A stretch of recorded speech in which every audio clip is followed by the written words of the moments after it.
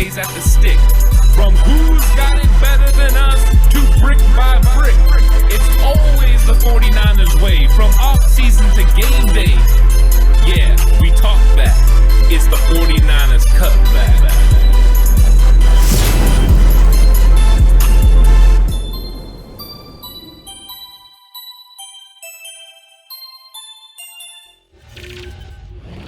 It's 49ers Cutback Podcast time. Welcome to the game preview show, 49ers versus Bengals. We're going to go over some key matchups. We're going to get in the picks, but we're also going to do some wow, that's bold predictions as well. I'm stunned, Ant. I'm stunned that we're going to be doing all of these things, but it's time. It's time for a huge Week 13 matchup. Hit the graphic.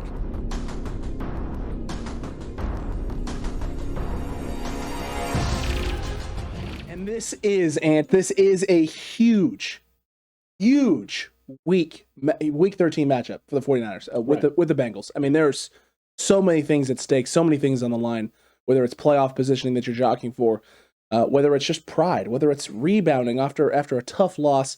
No matter what it is for the 49ers, you're trying to keep yourself not just relevant in the playoff conversation and the playoff picture, you're trying to keep yourself ahead of the curve, ahead of this mediocre NFC bottom feeders of the division right now, where everyone that is, in that 6th, 7th seed of the playoffs, sitting right at about 500 or a game or two back of it. So if you're the 49ers, stay ahead of it.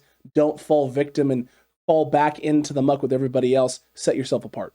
Yeah, it's a week where the Washington football team has a tough game against the Cowboys, and Absolutely. That's a team that's right ahead of you for that spot with the same record. So if you can win and the football team is to lose, it puts you in a good position. You have to continue to win just because there is distance in the cushion right now between you and the Philadelphia Eagles. Philadelphia Eagles sitting at 6-7, one loss in the loss column, coupled with the fact that you own the tiebreaker because you defeated them in the second week of the season. So now you're sitting in a position where you're almost 2 games up on them because they have to not only catch you but pass you. So I think the 49ers know where their playoff hopes are, and their hopes are in winning football games that they should win. And they need to win at least 3 of the next 5 football games. But I think they would like to go on a little bit of a roll. They want to make this Seattle game feel like more like an outlier and not, what was the norm for this team early on in the season. They got in their own way against the Seahawks. They need to get out of their way and handle the Bengals. And if they do, they're going to put themselves in prime position in this playoff hunt because the 49ers are, in fact, in a playoff push. And it doesn't matter if you get 1, 2, 3, 4, 5, 6, or the 7th seed. All that matters is that once you get in, you're playing the best football you can. Because we see teams every year that have played an entire, it was 16, now it'll be 17-game season at a top level and then falter when they get into the playoffs. The Bengals, in fact, used to be one of those teams that would always make the playoffs and can never get that elusive playoff win. The 49ers have a resume, a pedigree as it would be under Kyle Shanahan, that they know what it takes to win playoff games. They know what it takes to get to the Super Bowl. But right now, it's all about playoff push. It's all about fine-tuning those things that they can do. And one of those things they need to do is to beat a team like the Bengals that is a very good team with formidable players on the outside on offense and a quarterback that's really good at pulling the trigger and pulling the strings. And they need to make sure they go in there and handle business. No matter if you're weakened, you still have to win these games. You do. You have to win these games, and being weakened isn't an excuse under any means. You have the pieces, you have the people in house, you have the personalities in house, you have the minds in house. Be able to pull this off and get this done. And you weren't the only team that's weakened. The Bengals are also weakened. They're dealing with injuries. Everyone in the league is dealing with injuries. So injuries at this point they're non-starters. You're professional athletes. The guys that you've signed to your roster are professionals. It's time to find a way to get it done. Whatever it is and whatever it takes, you need to get it done. And it's going to be no easy feat and no easy task. You're going up against a very young and hungry and formidable wide receiving core with the Cincinnati Bengals, and you have questions at the cornerback room, left side and right side, and it doesn't matter where you are. There are questions in the cornerback room. The only not question there is K'Wan Williams. That's it. The rest of them, there are questions everywhere. So, can the 49ers overcome those things? They're going to have to. The pass rush is going to have to help in those factors and those fashions as well. And the 49ers have to grow from last week and not shoot themselves in the foot and not make mistakes that are going to make things harder for the 49ers to do that and putting your defense on the field even more than they need to be. You have questions and I have answers, sir. I like it. Because when you say there's questions at the cornerback position, I say I know exactly what we're going to get. What we're going to get from Josh Norman is a lot of pulling, a lot of twisting, a lot of punching. And sometimes it's going to work out in our favor, and sometimes it's not. And what you're hopeful is the fact that this pass rush can get home a little bit early and prevent him from giving things away. So you're hoping that that's what he can do. And then on the other side, you know what you're going to get from Dante Johnson is a very intelligent play. And from what I saw against the Seattle Seahawks, a very good play. He played very good against the Seattle Seahawks in those snaps that we saw, especially in the second half, where it looked like he was always in prime position and playing his roles at a high level. I'm optimistic about how he's going to play. One thing I'm excited about is it's a veteran that understands where he's supposed to be and what he's supposed to do. The question is going to be, can these safeties get over the top and help these guys when needed? And when can this offense look to keep safeties back? Because they've been having to play guys in the box occasionally. Can the reemergence of Fred Warner coming back from the injury and Azeez Al-Shaair and the coming up of Flanagan Foles and even Marcel Harris being back in the fold, can they stop the run with 7 guys in the box? If they can and afford the 49ers the opportunity to keep these safeties over the top or to play the cover one robber look like they've been doing a lot lately, it could give the 49ers a good situation. The good thing that we do know is that they can also roll coverage to one side if needed and force someone else to beat them. So I think we know exactly what we're going to get. The question is it going to be good enough to beat the Cincinnati Bengals and their explosive offensive weapons? Because they have 2 good young receivers on the outside. 2 very good young receivers on the outside in both T. Higgins and Jamar Chase, and a guy who operates very well in the slot in Tyler Boyd, a very crafty tight end in Uzama. The run game, though, is where it gets started. It truly is, Ant, and the run game and being able to slow down Joe Mixon, those things are key. There's nothing more important than taking away a tool in Joe Burrow's tool chest. Taking that run game away, making it hard for him to be able to operate and do the things he wants to do in that run game, and be able to turn around and just hand the ball off and not have to sling it. Yes, Joe Burrow can sling it, but what Joe Burrow has shown is that not only can he sling it, he can also make mistakes, misreads, and hold on to the football a little bit too long. And also the pinky. Yeah, you don't want to have. You mean to tell me they don't want to have to throw the ball 40 times, Ant? I would think not. Yeah, I don't think they really want to get into. I don't think the 49ers want to get into a gunslinging battle with the Cincinnati Bengals either. But we don't know what is going to come of Joe Burrow's finger. I did watch a lot of that football game, and Burrow struggled a little bit after the injury. You could see him constantly pulling on it. As somebody that has a similar injury to their pinky at one point, it makes it extremely difficult to grip a football. It does make the ball come out weird. You'll probably see him keep his finger off the ball during this football game. And will that change the way the ball comes off? 100%. Yeah, 100% will. And he threw 2 interceptions in that game. So will that be a big thorn in his side? Ultimately, it could be. Absolutely. It absolutely could be. And the fact that he was DNPing at the start of the week in practice is not necessarily a good sign that he's going to be not only 100%, but is comfortable doing things with the football. Because if he was limited practicing at the beginning of the week, you'd feel better if you're a Bengals fan and if you're a Bengals coaching staff and if you're Joe Burrow about your ability to not only grip the football, but sling the football. The fact that he DNP'd early in the weekend is probably a sign that he's not 100% comfortable. He's not 100% healthy. And if you're the 49ers, okay, slow down that run game. Don't let that be a crutch for this young kid. Make him go out and tough this out through this. Make this kid show that he is not just an elite talent, but someone that is going to change the fortunes of the Bengals for the next 20 years. Can he be that? Absolutely. He has all the talent in the world, and he's got the pieces and the weapons around him, but the O-line isn't healthy either, which allows for opportunities for this D-line to get after Joe Burrow and cause havoc and wreak havoc, and it's all over the, I guess the line of scrimmage is the best way to put it for the Cincinnati Bengals. Yeah, it does. And I have a lot of questions about Joe Burrow. Is he going to be under center, or is he going to be in shotgun a lot because of the finger? Could it be hard to, take a snap? I don't know. But that leads us straight into my offensive key matchup, which is the 49ers pass rush against the Bengals offensive line. I think you meant your defensive key matchup. My defensive key matchup. Thank you. I got you. Wow. That would have been a blunder. That would have been. But look at that, Ant. It's all saved. It's all about Burrow down. Yeah, it's the 49ers pass rush against the Bengals offensive line. And yes, it's a defensive key matchup. It's accurate. I was playing complimentary football with my mind, just not my words. It didn't work out for me. But in this matchup, it is going to be about getting after Joe Burrow, getting him uncomfortable, making him see things that he doesn't want to see. And this pass rush early on against Russell Wilson got after it. We've seen a course correct from the Seattle Seahawks where they went from deep passes and deep routes to everything underneath. Is Joe Burrow going to be able to do that? I don't know if he's going to be able to go first read every single time, get the ball out. Are they going to be willing to scheme that type of offense? You have these young guys on the outside whether that's Chase or Higgins, they're going to want to get the ball in their hands down the field and make big plays. That's what they're about. And in those situations, you need time.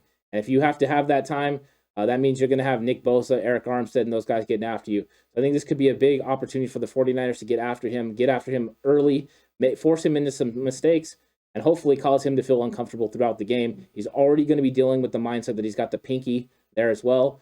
So get after him, affect the pinky, affect him, and just make him feel uncomfortable the entire game. 100%. 100% agreed. That's what you have to do. You have to make Joe Burrow not only feel uncomfortable, but put the onus of the game on his hands, on his literal hands. He needs to throw the football. He needs to be throwing the football with pressure in his face. He needs to be throwing the football, with coverages all about and plenty, and him having to read the field, which is why my key matchup kind of builds off of yours. And Ant, it's all about DeMeco Ryans disguising that coverage.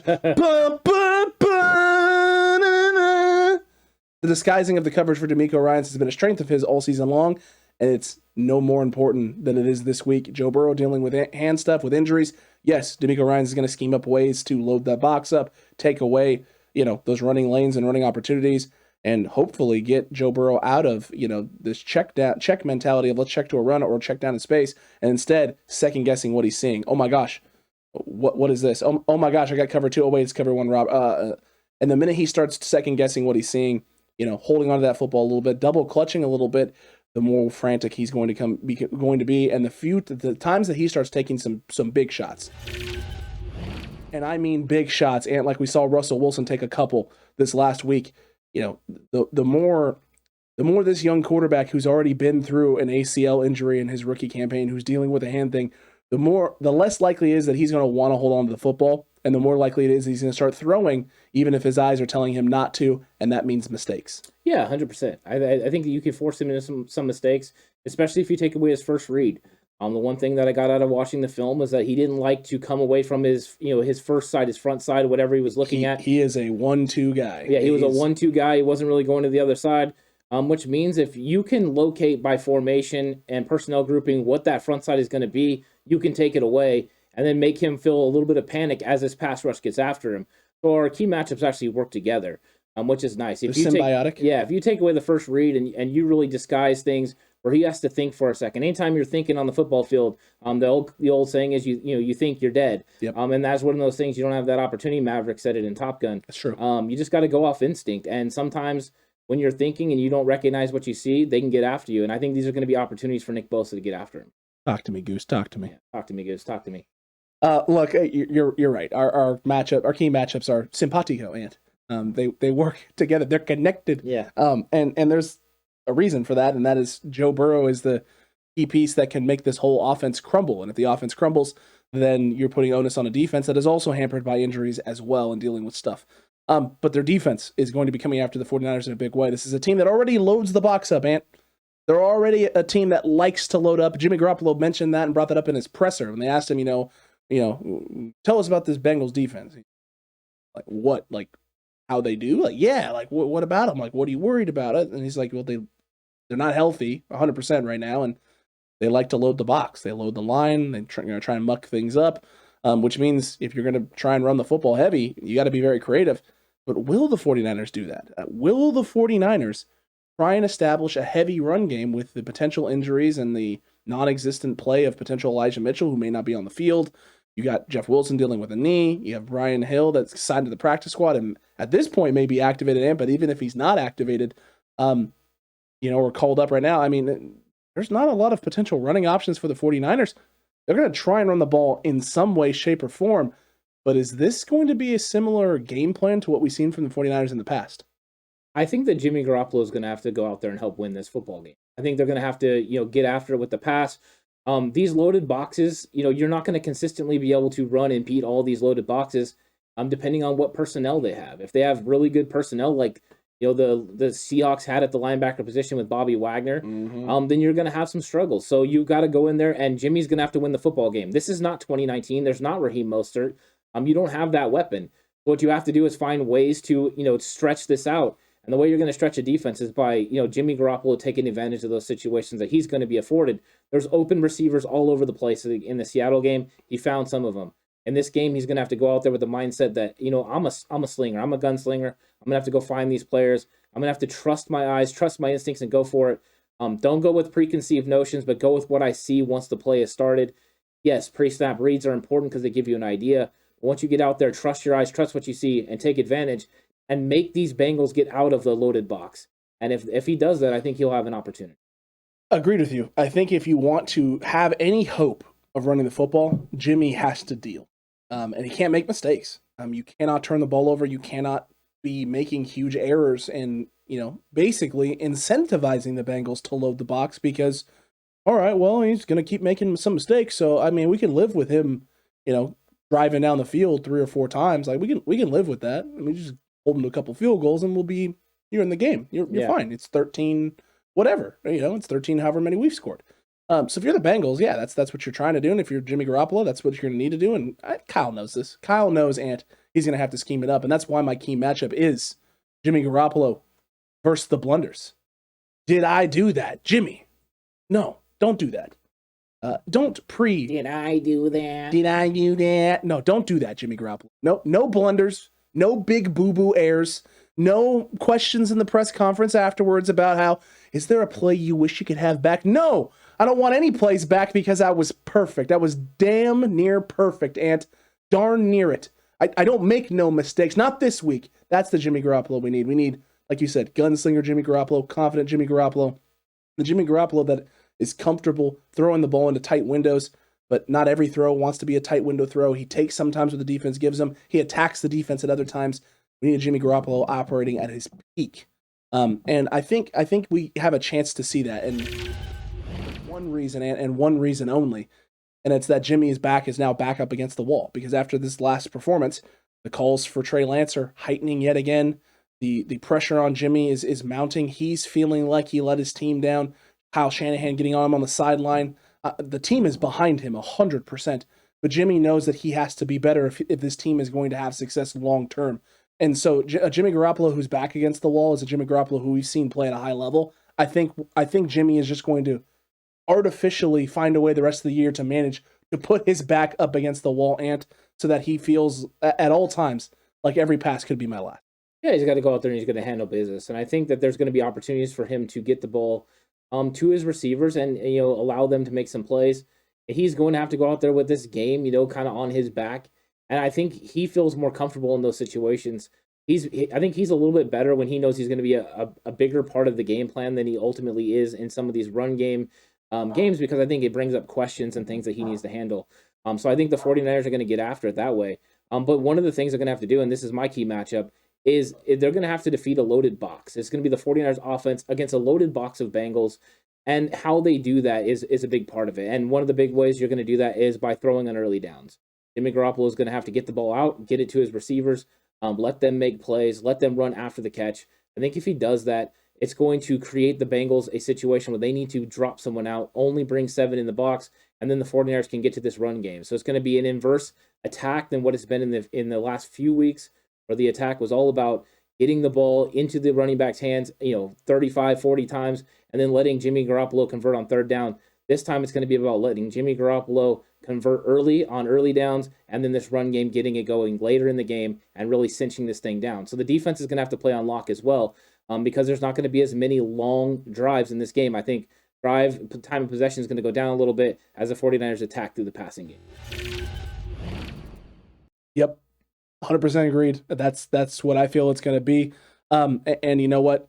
I'm okay. I'm all good with it. Me too. I'm all good with it. It's what needs to happen this week. The depletions at the running back game. Even if you get Elijah Mitchell back, he's not going to be 100%. You don't want to have to hand the ball off to that guy 25 times. Let's try and lighten the load a little bit this week for the running back core. Jimmy, step up in a big way, but that also means receivers consistently winning. We saw it last week. We've seen it the last few weeks, and Kyle's done a great job of putting guys in positions to win, and guys are winning. So that's huge, whether it's Charlie Warner or Trent Sherfield. We saw it across the board. Charlie Warner was wide open on one of them, the All-22 film. We were kind of like, Well, we did get to George Kittle for a first down. So. Got it. Yeah, it was a big completion. Yeah. If Jimmy had maybe a little bit more time, it's maybe a touchdown, but it would have been a touchdown with a lot of time left on the clock, and then we would have found ourselves. Oh, no, Charlie Warner wasn't getting a touchdown. He's getting ran down from behind. Like Quandre Diggs. Yeah. It's a good chance. Yeah. There's a good chance that. But look, it's a bold week for the 49ers. You got to be bold. And in order to be bold, Ant, you got to be willing to step out on that ledge, which we do each and every week when we give you our Wow, That's Bold predictions. And it's time. It's time for Wow, That's Really Bold.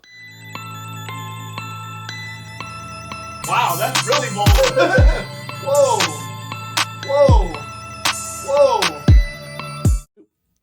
Oh, man. It's bold, Ant. It's really bold time. And I got to be on the screen here because I need to see your face. Okay. My offensive Wow, That's Bold. Mm-hmm. For the San Francisco 49ers in Week 13 versus the Bengals. I would say drum roll, please, but our editor is standing by. Okay, thank you. Editor was not standing by. Jimmy Garoppolo going to throw for 335 yards and 4 touchdowns. How many passes is he going to throw? I did not specify that. I didn't want to go with the specifics, but 335 yards and 4 touchdowns. Okay, so over under 30 passes.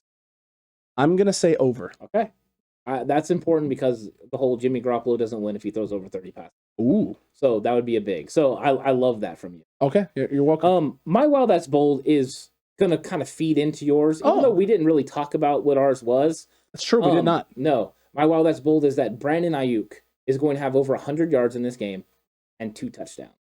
Oh, so the Madden sim got it 100% accurate. Yeah. I think they had it for what, 124 and 2 tutties, I think is what the Madden sim had? I don't know. I don't even remember. I think it was something along those lines. I just know Brandon Ayuk is going to have over 100 yards and 2 touchdowns. It wasn't because he was throwing a fit in the All-22 film, was it? No. I think it's because you were going to find him open a lot.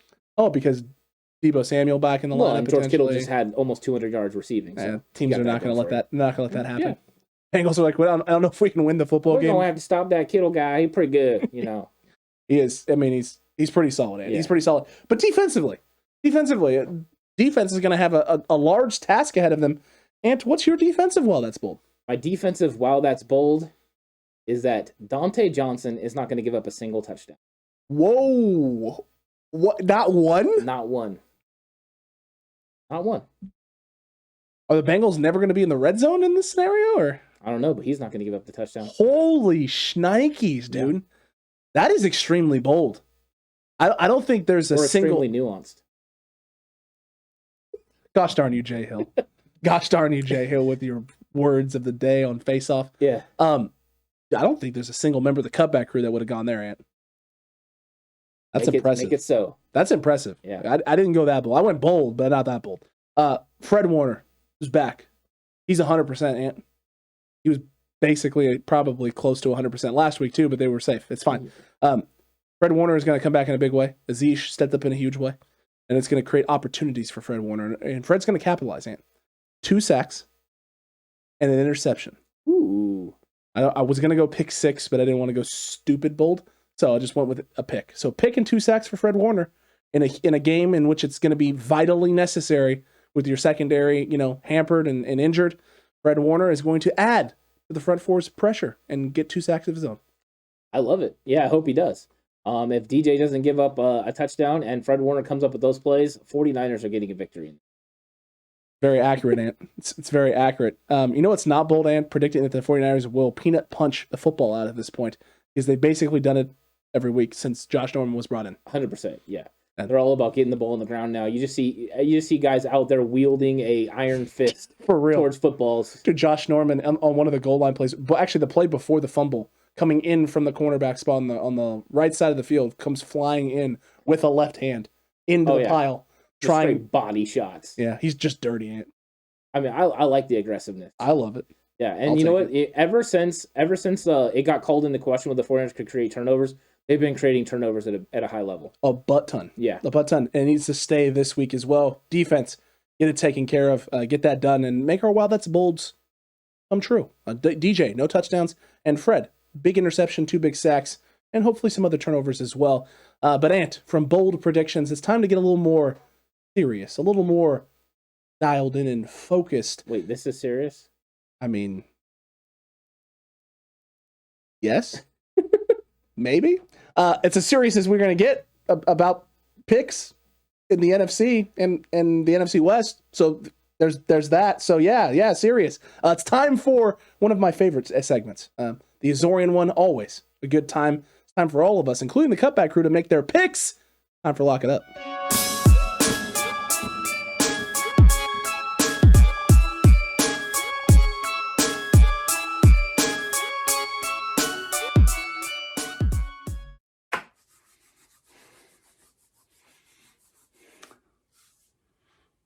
1. It all came down to one game away from being two-time Mr. 4-0. One game, the 1 yard line, pretty much. And just couldn't do it. Just couldn't. There's a lot we can say about that game. A lot we can say. But you know what? Here's the thing. Here's the good thing. For me, anyway. For me, I went 3-1. 3-1. Which has now put me tied on top of the mountain with Alex. The two of us, eye to eye, toe to toe, at the very peak. And what? We got, 3 weeks left? It's getting a little crowded at the top of that mountain. It's about time that someone gets knocked off that mountain. So, without further ado, it is week 14 in the NFC West, and here are my picks for week 14 in the NFC West, once again featuring one special game. So my picks this week are the Cowboys over Washington, the Seahawks over the Texans, Seahawks, the Cardinals over the Rams, and of course, the Niners over the Bengals.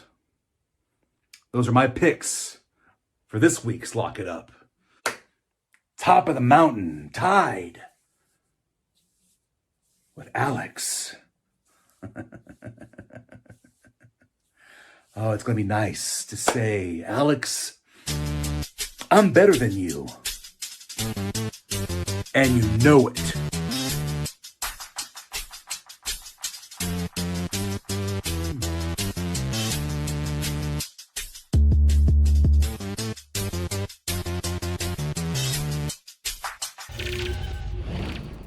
The prodigal son has returned. It's Lock It Up time with it's the whole cutback. It's the whole the gang's back. Why didn't anyone tell me this beforehand? Back better than.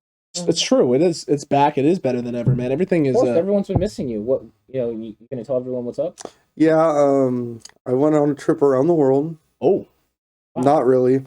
Oh no, it wasn't. Been dealing with some health issues, folks. I'm back a little bit. Good to see everyone. Nice to be back. I'm excited. Alex is excited. I'm excited. The only thing that would have made this better is if Horst had actually stayed in first place, and we would have had a three-way tie going into this week. Is that what it is, Alex? You like three-way? He's been trying to have a three-way with me for years. Come on! It's already started. He's been in the studio for 10 minutes, really? Look at that. You guys just bumping fists already. All right, fine. You know what? Better than bumping ugly. I literally walked right into that one. Wait, all right. Actually, it's not better than It's bumping not. uglies. It's definitely not bumping uglies. Look, Lock It Up is here. Azorean 1 has already made his pick. So we've seen that. We all know where he's going with this. But we got the Cowboys versus the Washington football team. Woo! A very big matchup for the 49ers in a variety of ways. Number one, you're tied with the Washington football team. They currently sit above you. And number two, in the NFC East, this is kind of a big deal. If Washington can get this win, they get themselves a little bit closer. Ant, let's start with you. Mm-hmm. Lock it up. You saw what Steve's went with. He chose the Cowboys. Where are you going with this? Well, this is a big game because the Cowboys are trying to, prevent Washington from getting even close to the division. They haven't been playing great, but they've been playing good enough to squeak out games. Exactly. The football team has been coming out of nowhere lately. They had the big win over Seattle, and then they continue to win, but they win ugly. So I think that this is going to come down to the end. I think this is going to be a very interesting game. But I got the boys rolling in this one. Not really rolling, but getting a win in this one, 24-20. Not so fast, my friend. Oh, my. Right now, I feel there is no mascot head for the football team. That's Anthony, true. There's a big W. It's a giant football. Sorry, I don't have a giant. What if it was football? a cutout of just like an entire team? They should have their team picture on the side of their There helmet. you go. I like that. No, I think right now the Washington football team is playing better football than the Cowboys. As much as I actually, I hate to admit it, want Dallas to win to help the Niners a little bit in the wild card, I think that Washington's defense has really been clicking. Heineke's kind of got the offense rolling. They're scrappy. They really follow their coach, Ron Rivera. They play Ron Rivera football. Old Riverboat Ron over there. And I see Washington finding a way to win this game. They have more heart than the Cowboys. And the closer you get to the end of the season, the less I trust the Cowboys. That's fair. Shocking that a team from Washington heart. Miles and miles of heart. Miles and miles of heart. I'm not surprised by this pick. You've actually gone Washington a couple times, and it actually paid dividends for you the last time you picked him, Horse. The Cutback crew is I know words too. It is. They're hopping on that train with you. 66% of them going with the Washington football team as well. I, however, am not. I'm just not there. And it's for one reason and one reason only: is the Washington football team in 3 of their last 3 games have all been stupidly close. I mean, one possession, one thing changing and going a different direction. And the Cowboys have a lot of talent offensively. They have guys getting healthy. And in all honesty, a not healthy Ezekiel Elliott, I think actually might be better for the Dallas Cowboys. Tony Pollard has been playing outside of his mind. Outside of his mind for this Cowboys team the last few weeks. I think it's actually going to be an injection into the run game and the explosiveness with what they can do in the pass game. And I think you're going to have a Cowboys win. I don't know if it's going to be decisive, but I think the Cowboys are probably going to run away with this thing 31-24. Question. You rather have Tony Pollard or Scott Pollard right now? Definitely Tony Pollard. Depends on if Shaquille O'Neal's playing. If that's also true. If Shaq is on the court, you get Scott Pollard's fouling out in literally and getting 3 trips. Getting swung at the back of his head. That also probably going to happen. So look, three people going with the Cowboys, 2 going with the Washington football team, although the TCC I don't think is as confident as you are, Horst, in that pick, and that's A-okay, because up next on the docket is a huge NFC West matchup, not as big as the 49ers game against the Bengals, but it's still pretty important. The Arizona Cardinals, with 2 losses on the season, have the Arizona Cardinals, the Los Angeles Rams, coming to their home in Arizona to face off here. The Steves, the Azorean one, is going with the Rams. Horst, who are you going with?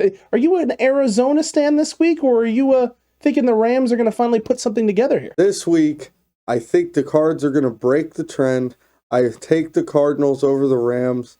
The Cardinals, kind of like the same reason I picked Washington, are playing better football right now than the Rams. The Rams did beat up on the Jaguars, but I think my grandma could beat up on the Jaguars, so I'm not that impressed. Wow, your grandma must be a bad. She is. I'll show you a picture of her with the black eye. Stop, we can put it my up. mom will shoot. So, I really think the Rams are going to struggle with Kyler Murray and company. Their defense has not been playing up to its standard, and it feels like the more pieces they add, the worse the Rams play. Their offense does not look like they have the same rhythm they had early in the year. I don't know if that's because of losing Robert Woods or what the deal is. They did finally get their run game going last week, but I just think the Cardinals are a better overall football team right now and playing better as well. I would say Cardinals 34, Rams 20. Ooh, I like that score there. From the Horst. But Ant, where are you at?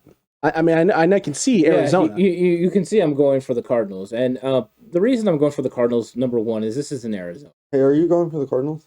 I'm trying to go for the Cardinals, but you're interrupting me. It's hard for me to be an Arizona Cardinal fan on this one, but I'm trying. Red Sea, rise up.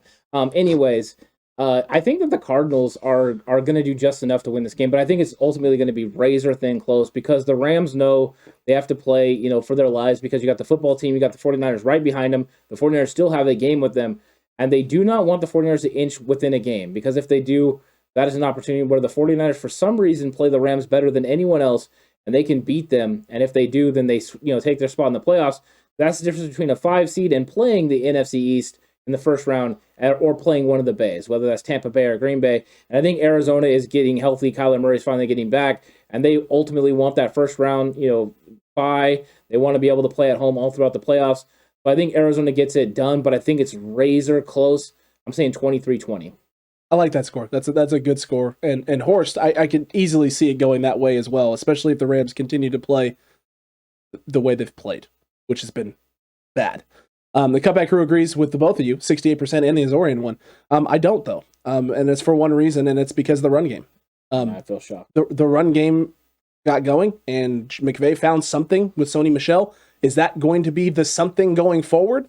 So you're on the Sony Michel bandwagon. I'm not on the Sony Michel bandwagon, but Wow, he figured out something that Darrell Henderson has not done yet. Come on over. I don't want to come on over. Come on over, baby. I don't want to do that. Best back in LA since Gurley. Pre-knee, yes. I mean, he had himself one heck He of a football wasn't a game. pre-me. No, pre-knee. Oh, Pre-knee. Pre-knee for Gurley. Oh. Yeah, the reason why, like, that felt like it was an unnecessary shot at Gurley there. totally. I don't know when he was born. Okay. Well, look, I don't know where he was born either, but I do know one thing. If the Rams can continue doing that, they have a lot of things going for them right now. They're extremely desperate, not just to get a win, but to stay relevant. Stay relevant in the playoff picture. True. A win this week puts them in a category not only of being in a better position, it only puts them a game back of the Arizona Cardinals.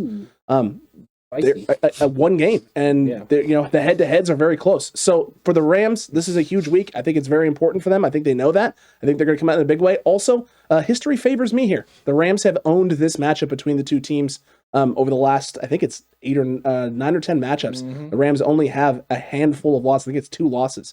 So the Rams could very easily turn this around in the right way. You're right. I see this thing going for the Rams 28-27. Wow, that's really close. Yeah. Wow. Literally razors thin. Yeah. Better send some crumble cookies to the Rams. Hey, you know what? Send them to somebody. Don't send them to Evan. No, I want the Cardinals to win. That's better for the 49ers. It's definitely better for the 49ers. Yeah. I actually hope I'm so wrong. Does this on mean this. you're anti-49ers? No, it just means I hope that I'm wrong. And You pick to win, but you hope you're wrong. correct. Just admit. This kind of sounds like fantasy in a Just nutshell. admit you hate Basically. the 49ers right now. Yeah, you're right.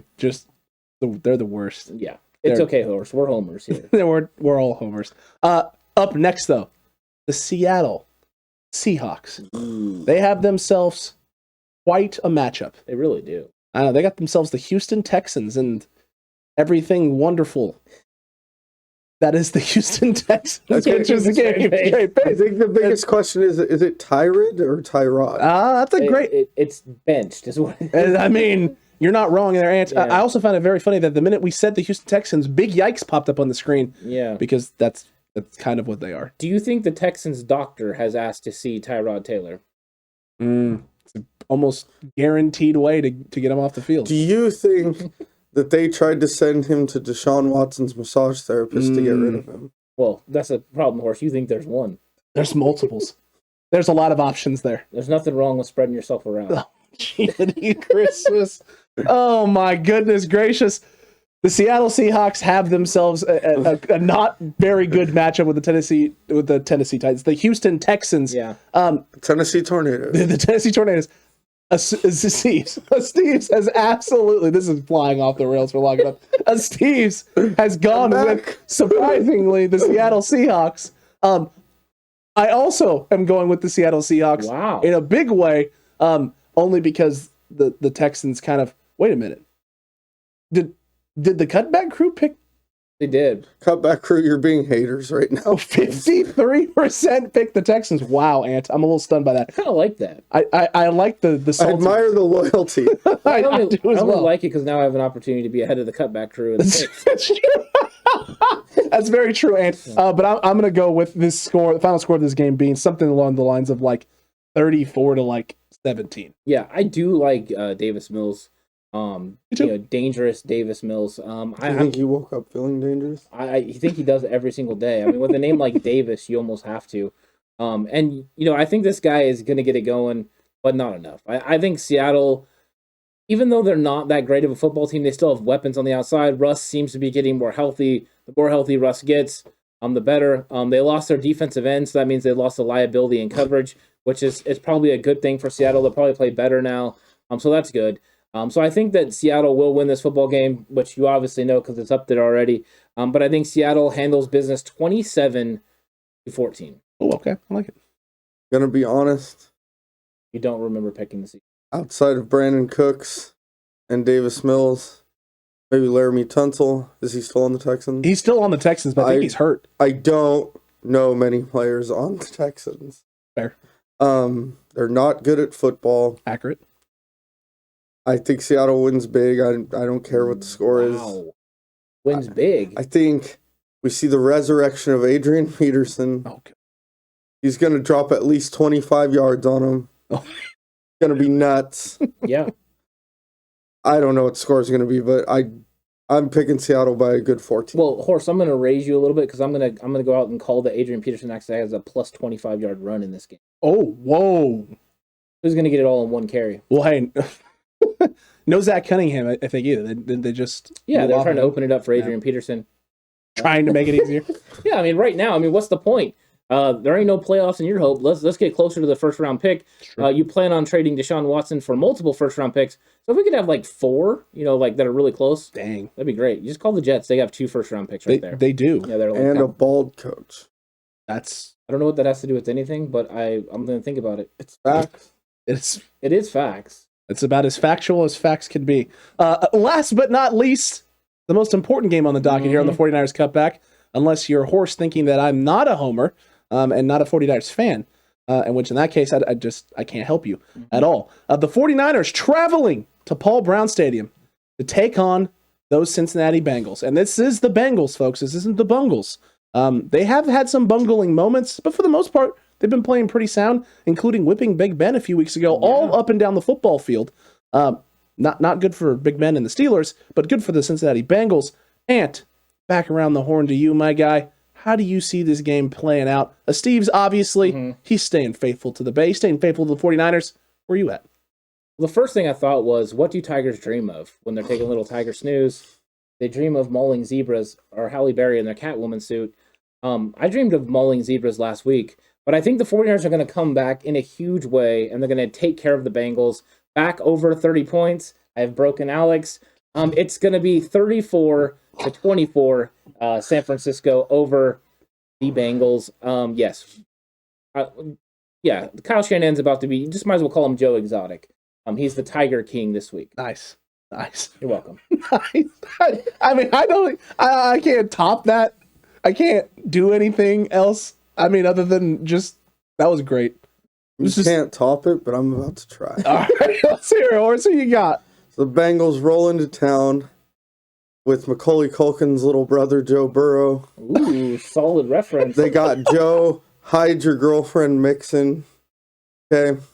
They're coming in. They're setting the bar high. I think the Niners up front on both sides of the ball are a little too much for them. The Bengals defensive front, especially their linebacking core, is not great against the run. We all know that's what the 49ers do, is run the ball. I believe they lost a linebacker to injury. They did. So right now, I would say the Niners hold a big advantage up front, and I think they're going to get their run game going early. I think they'll get Jimmy out on the play-action rollouts, and I think they'll get a couple deep balls, to Ayuk, Kittle. They'll get it going. I have the 49ers winning by 10, probably 31-21. Nice. I had 10 as well. Well done, sir. I like that, Horst. I do like that. On the Cutback crew, 81% answer. So they've been shaking a little bit. Last couple weeks, it's been over 90. So it's been 90 plus. Now we're down in the 80s. Confidence is shook. Or are there more people voting now? I don't know. A little bit of both. There ain't no such thing as halfway crooked. There ain't no sunshine. And she's gone? Yeah. Yeah, that's accurate. Look, I'm in the same boat as you guys. I'm not going to go with the witty banterness because you guys, you knocked it both out of the park. So there's really nothing left for me to talk about other than the Niners are going to get after Joe Burrow and the pinky.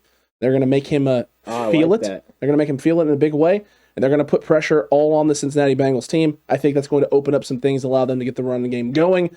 And I agree. I think technically both of you, I agree with both of you, because both of you said 30 plus for the 49ers. I think it's going to be 30 plus as well. In fact, it's going to be 40 plus. Ooh. 42-28, San Francisco. That's high scoring. Sometimes a well-placed pinky can bring excitement.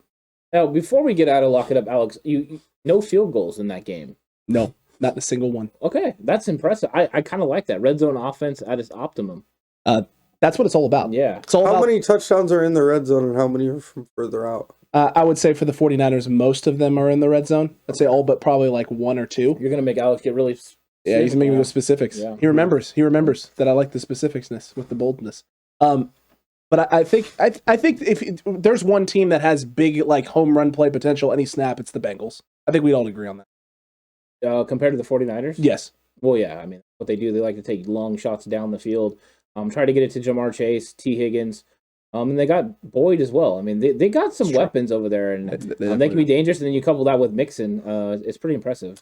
Yeah, I think their skill positions are a problem, but the Niners up front, I think, are too much for them, especially defensively. The Bengals, if their line was a little bit better, would be a whole lot scarier of a team. Because, unfortunately, in most games when they play solid defenses, Burrow's running for his life most of the game. True. If they were better up front, they'd be a problem because their set of skill positions is nice. Horace, wondering what you think about this, because it seems that the 49ers are going to have some injuries at the running back position. And the way that the Bengals have been kind of loading the box, do you think the 49ers are going to continue to try to pound that rock, or do you think this is a game where they open it up and kind of let Jimmy try to win this game early? You know, I wouldn't be shocked to see him come out with a lot of stretch play action and try to get the ball deep early to back him off. I think that's what's going to happen. I think that's what it would work. If I was designing the game plan, that's what I would come out doing. Mm-hmm. But obviously, for that to be successful more than a couple times, you do have to get the stretch zone game going on the ground. So it's all going to be about that. I would get behind Big Trent over there and be trying to hit those runs to the left. But I think that I do think they're going to open it up a little bit this week. I think they're going to have to, because at this point, teams are daring them to do that. Yeah. And they're going to have to win games against good teams, because that's pretty much what Seattle did last week, was dared them. And it worked a lot, but unfortunately we had a couple mistakes, couple throws I'm sure Jimmy wishes he could have back. That coupled with some interesting officiating didn't help the Niners very much. And bad special teams. Yeah, and the special teams touchdown was huge. I still believe if they don't give up that touchdown on special teams, they probably go into the half up 17-0. And it's a completely different game. Yeah, one thing I know is if they didn't get that touchdown, they wouldn't have lost. Truly. But, I mean, I know it sounds funny, but truly. Yeah. I think it was a huge momentum thing in that game. Yeah, because the Seahawks couldn't gain a yard. Yeah. And they pulled off that play. And they still didn't for a while afterwards. It took them a long time to figure their offense out. But that extra 7 points really helped Seattle in that game. 100%. But yeah, 100%. I think offensively, the key with the Niners is the Bengals have to at least respect the pass game enough to, especially without Elijah Mitchell, without Jeff Wilson, without those guys, that they've got to get that going. I think Kittle's going to have a big day. Obviously, I hope Deebo plays. There's definitely a difference in their offense when Deebo plays and doesn't play. We all know that. And it's real big to have him out there. Defensively, I think the big thing with the Niners is get pressure on Joe Burrow. Joe Burrow gets happy feet. Joe Burrow starts trying to force plays when get him under pressure. He's got, I think it's 14 picks this year. You know, he's an explosive guy, but he's got a little bit of Brett Favre in him, where he will try to make a play out of nothing when he shouldn't. And the 49ers really need to take advantage of that. I think if they stop the run and can force him to pass, where their DNs can pin their ears back and just come after him, I think that's a recipe for success against the Bengals. Are either one of you guys worried about his mobility? I mean, because he's not the most mobile guy, but he seems to have some escapability and can actually convert, short yardage moves and, get first downs.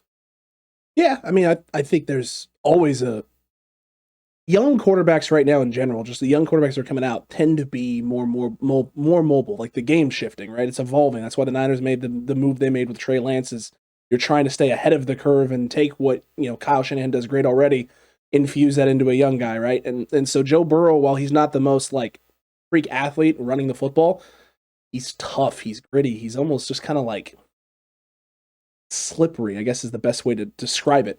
He doesn't go down easy. And he breaks through tackles and does things. So I think it's definitely something to be concerned about. But what have we seen a lot better from this 49ers defense than in years past? I think we'd all agree with this, is they've done a much better job of rushing the passer and staying in lane than I think I've ever seen from them, even in 2019. 2019, it felt like they just get after it and just get in their own way, and someone would sneak out for a 20-yard run. Well, I think a lot of that is getting Eric Armstead inside on passing downs. He's a step slow for a defensive end. So he's going to struggle with mobile quarterbacks unless he plays it perfectly, because he doesn't have makeup speed to catch those guys from behind. He's a physically gifted guy, don't get me wrong. Obviously, for an interior guy, he's very athletic because he does have the ability to be a very good defensive end. But against the running quarterbacks, he does seem to struggle a little bit when they roll. I think Ebicom, guy they got from Houston. Omenihu. Ebicom, Omenihu, obviously Bosa. Those guys are doing a great job of keeping guys contained. Even Russ last week, I know that Russ put up some yards and stuff, but they kept him contained. They kept him in the pocket. They did a good job of that.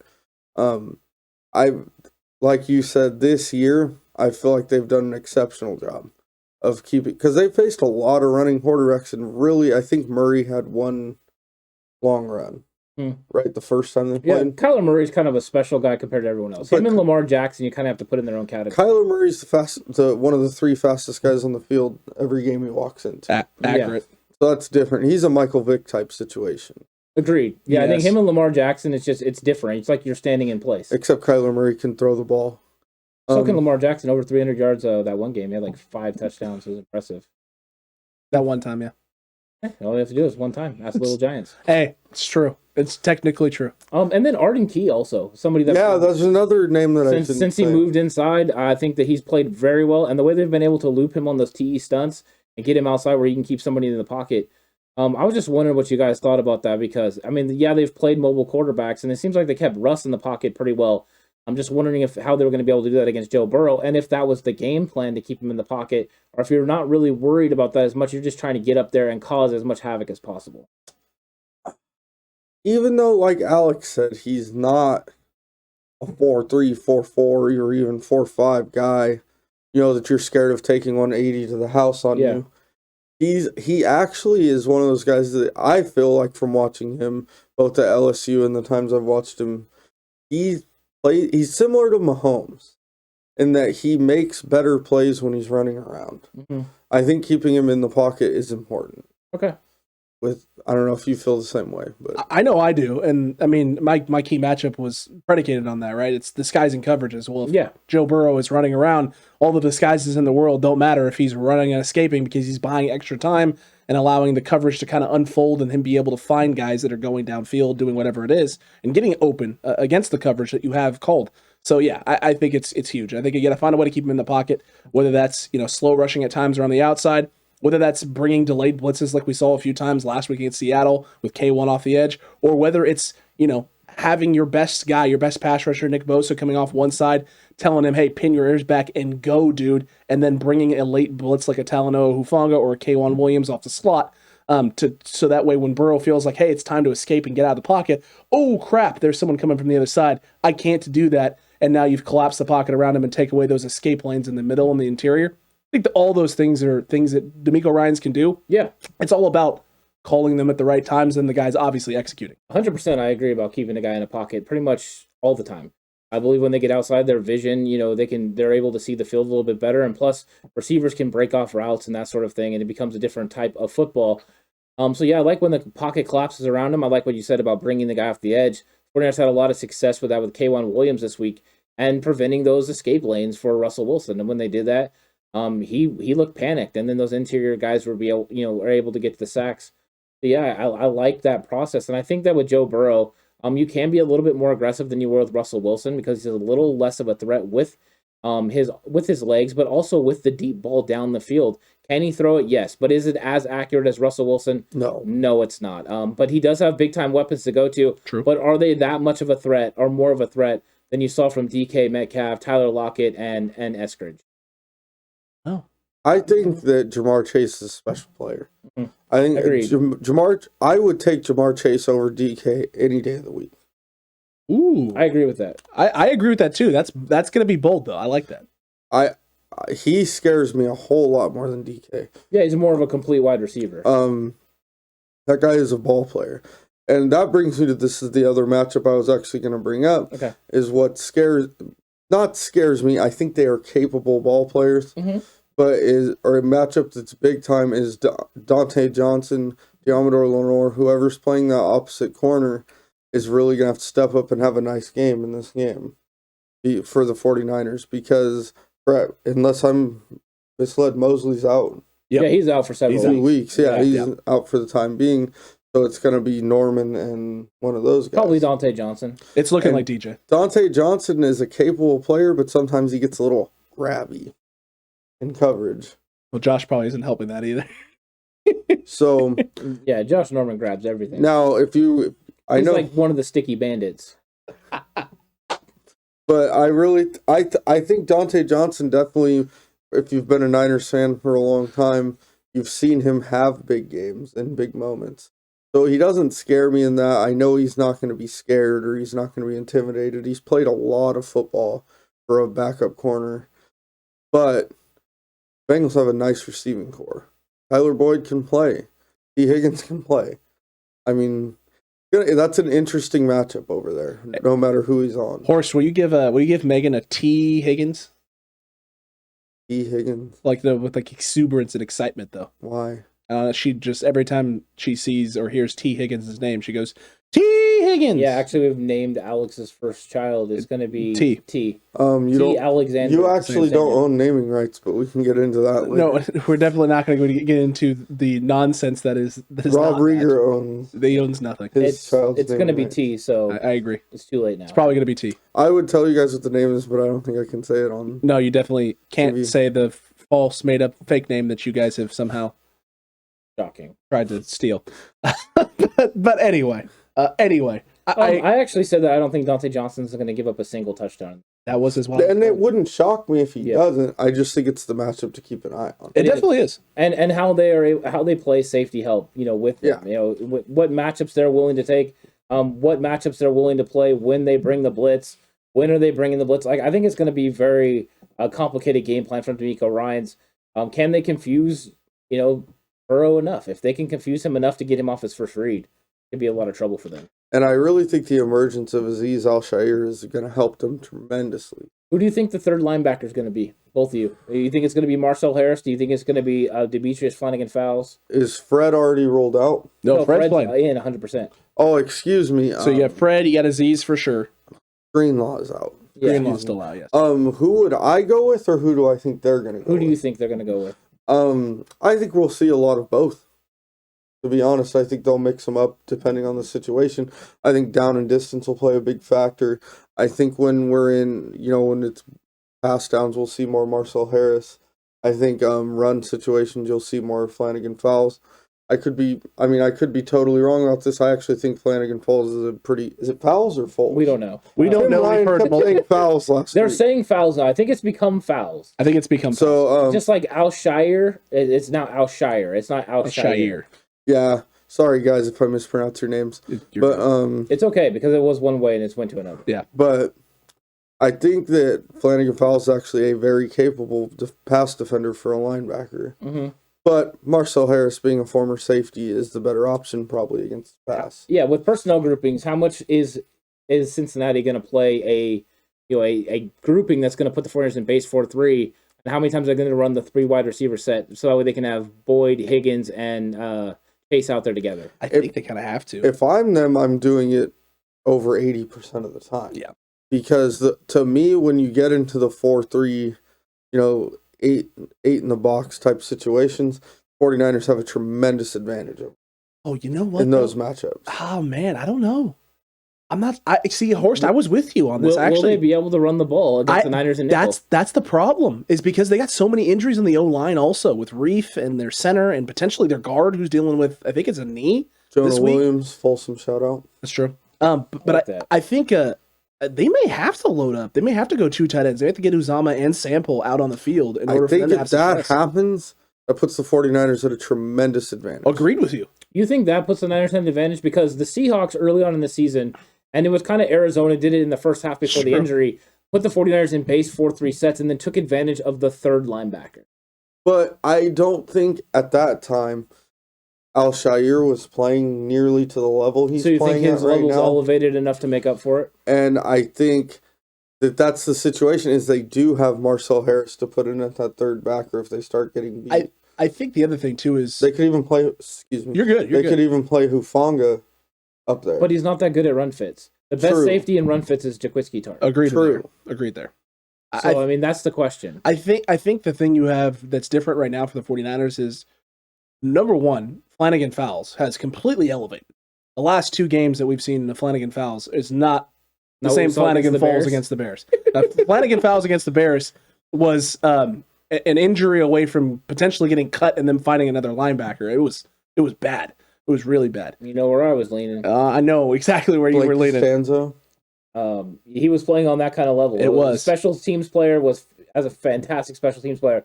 But that Bears game, he looked like a deer in headlights playing linebacker. There was plays he didn't move. Agreed. Yeah. But he looked great over the last 2 weeks and really good against Seattle. Really great against Seattle. So I think you have an elevation in play from Flanagan Fowles. I think we've seen over the last few weeks before the injury, the concussion stuff with Marcel Harris, him actually doing really well, whether it's run fits, whether it's pass coverage, he's improved. He's getting more comfortable there. So I think if the Bengals go this route, I think it kind of plays into the 49ers' favor because it's less offensive weapons for them to throw with.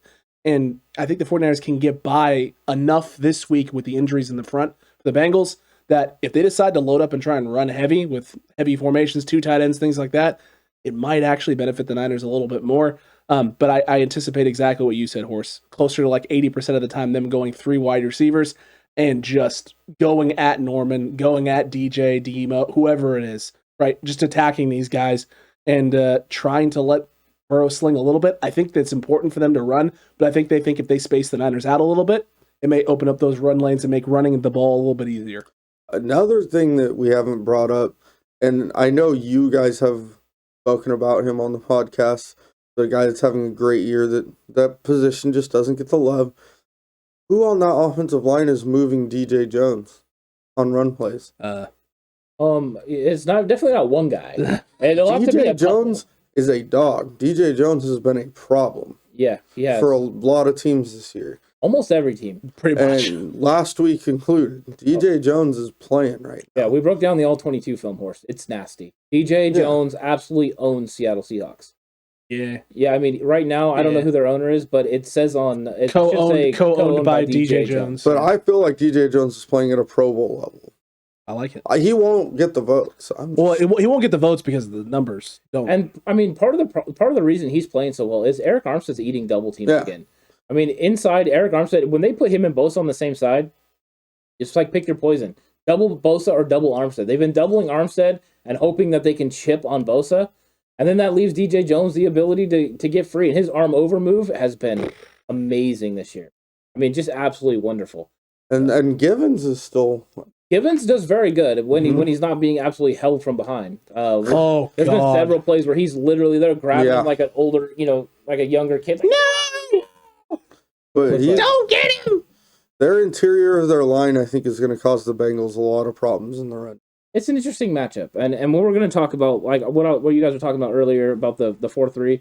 I wonder how many times they try to put the 49ers in base 4-3 sets, and get the tight end in matchups where he can win. But also that way you get those single situations where you can run play action, and then get Jamar Chase, and you get T. Higgins on Dante Johnson and those guys and Josh Norman one-on-one in a cover 3 setting, and try to influence Jaquiski Tartt or Jimmy Ward to go one way or the other, and then take your shot. Higgins with the height, Chase with the ability to get off.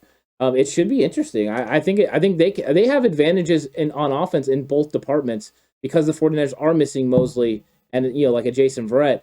It's going to come down to safety play this week. I really think so for the 49ers. So it's interesting matchups.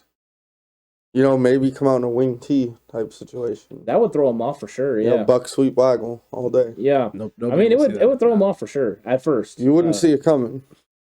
No, and if they were able to execute at a high level, I'd be Be worried. But the 49ers also, I'm curious how many times they run counters, and gap plays, because it looked like Seattle was really flowing at full speed out with the 49ers motion, with the 49ers running backs, reading Kyle Juszczyk, and anytime that there was any sort of a motion where they were going back towards each other, or Juszczyk's going one way, Kittle's going the other way, they completely froze and just waited. And anytime you can get someone to wait, maybe there's an advantage somewhere. But it worked out for Seattle in this case. They basically played it like it was a play action, and that's how they stopped George Kittle on the little reverse counter play. So I'm curious how many times they go to that. It'll be interesting. It'll be interesting to see how Kyle kind of schemes his way around this, and maybe utilizing Juszczyk as a decoy this week early in games, getting him flowing one way, getting the linebackers going, and then countering back the other direction. Yeah, I think so. But I'll be honest, I think they should throw on early downs. I think they should come out and establish the pass and have the run come away from that, but we'll see if they do that. I think that's the only way you get that, box of Bengals to kind of loosen up a little bit. Yep. Yeah. Take the box of Bengals, Ant, and make them spread out a little bit. Right. Don't cram in that box. Yeah, dump the box out. Yeah, dump it out and let it be empty and let us easily run the football. That would be wonderful. That'd be great. Yeah, if they could do that for us, it'd be great. It would be absolutely great. Cutback crew, we hope you enjoyed this game preview show, all of the lock it up picks, the key matchups, the fun discussion, the band being back together again, and the prodigal son returning. Always a blast having everyone here and getting back into the swing of things, getting back into the groove, Ant. Horst, always just love you. Look at you over there. Even though you make me laugh and get me off topic way more often than I'd like to be. Always a good time. Anything to say? Nothing. It's just good to be back. Good to see everyone. Well, I can't see you, but good for you to see me. Good to be back on the show. Nice. Always. Back. Yeah, good times. And what a way to get our Friday Frenzy to the middle of the day. Because now the Friday Frenzy has come to the middle. Now we have What's Good with Jay and the Bay left, and you have Know Your Opponent. If you happen to miss the Madden simulation, go back and watch that. You don't want to miss. It's an exciting time. So the Friday Frenzy's in full motion. We're excited about it. And while you're thinking about that, hop over to Patreon if you want some bonus content. We have more content there than any other 49ers content creator that there is. Head over there and check it out if you want. If you don't, plenty of free stuff here as well. Tons of free things right here on Facebook. I like free stuff. Facebook, YouTube. I mean, everyone loves free stuff. People. You don't even have to hit the subscribe button to get all the access to the free stuff, but it's a whole heck of a lot easier and helps us out a huge bunch if you hit that subscribe button and that like button as well and that notification bell. That way you're notified so you don't miss incredible endings to the Madden simulation to start off your Friday Frenzy. You don't miss these game preview shows. You don't miss when we go live. You don't miss any of the content. And yeah, there's tons. You cannot find another 49ers channel that puts out as much Patreon additional content than this one right here. That is a guarantee from Madden gameplays to Madden playthroughs. I mean, there's everything. 49ers Cutback in Time, Big Yikes, film breakdown. I mean, all of it. Yeah. All of it. You can't go wrong here on the 49ers Cutback. We cannot appreciate and thank you enough for all the support that we have been getting, and we'll see you on the next one. And until then, stay safe. Remember, the right way is always the 49ers way.